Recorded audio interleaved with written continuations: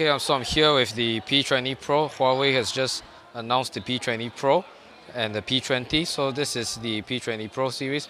As you can see here, it has the notable tri-camera system here, 40 megapixel, 40 megapixel camera with a 20 megapixel and 8 megapixel telephoto lens.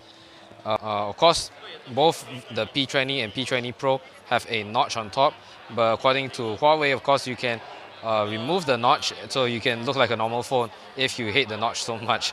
But in any case, the camera is AI powered, and you can use it.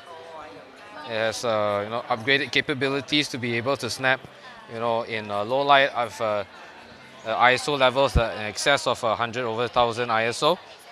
Video wise also, you can record up to 4K videos, and you can also record, and it also has a new handy stabilization mode which allows you to record even steadier. Also, in terms of photo wise, you're also able to take steadier shots with this at night thanks to its AIS or AI assisted stabilization mode. Build quality wise, this is feels like a nice premium phone. The back is really shiny, it's really nice looking, nice rounded corners.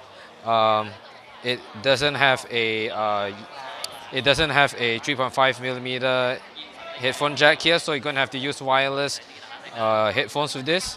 Aside from that, the fingerprint reader is of course on the front.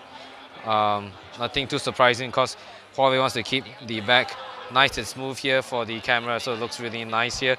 Nothing distracting on the side. But aside from that, this is already running on Android 8.0 with EMUI version 9, if I'm not mistaken. The latest version of version 8.1. Internally, it's got 128 gigabytes of internal storage and 6 gigs of RAM.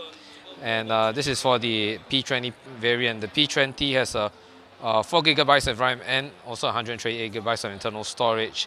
So that's it. That's a quick rundown of the P20 Pro. Stay tuned for more.